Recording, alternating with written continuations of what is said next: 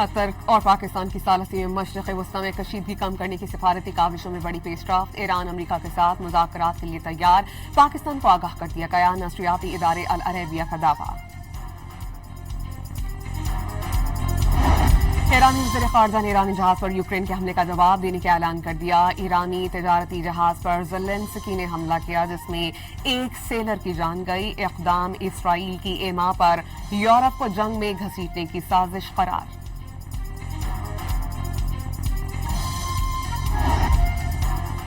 MKM Pakistan کے chairman نے شہری سندھ کو حقوق دیے بغیر قائد اعظم کے پاکستان کا خواب ادھورا قرار دے دیا۔ اپنے حصے کا پاکستان واپس لیں گے۔ خالد محمود صدیقی کا میرپور خاص میں جلسے سے خطاب۔ MKM رہنما مصطفیٰ کمال نے کہا کہ اپنے حقوق آئین کی کتاب میں درج کروانے ہیں۔ ظلم کرنے والا نظام بدلنا ہوگا۔ کراچی کے علاقے شاہ فیصل کالونی میں جلسے سے خطاب۔ مسلم لیگ نون کے صدر میاں محمد نواز شریف اور وزیر اعلیٰ پنجاب مریم نواز شریف کے اعلان کردہ الیکٹرو بسز میرپور پہنچ گئیں۔ میرپور آزاد کشمیر میں کل انتخابات ہوں گے۔ اور پاکستان اور ویسٹ انڈیز کے درمیان پہلے ٹیسٹ کے دوسرے روز کا کھیل جاری۔ میزبان ٹیم 311 رنز بنا کر آؤٹ۔ پاکستان کی پہلی وکٹ 1 رن پر گر گئی۔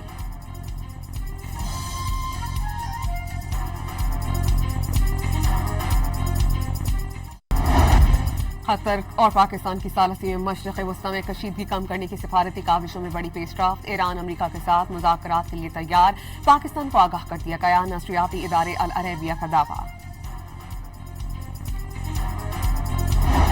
ایرانی وزیر خارجہ نے ایرانی جہاز پر یوکرین کے حملے کا جواب دینے کا اعلان کر دیا۔ ایرانی تجارتی جہاز پر زیلنسکی نے حملہ کیا جس میں ایک سیلر کی جان گئی۔ اقدام اسرائیل کی ایما پر یورپ کو جنگ میں گھسیٹنے کی سازش قرار۔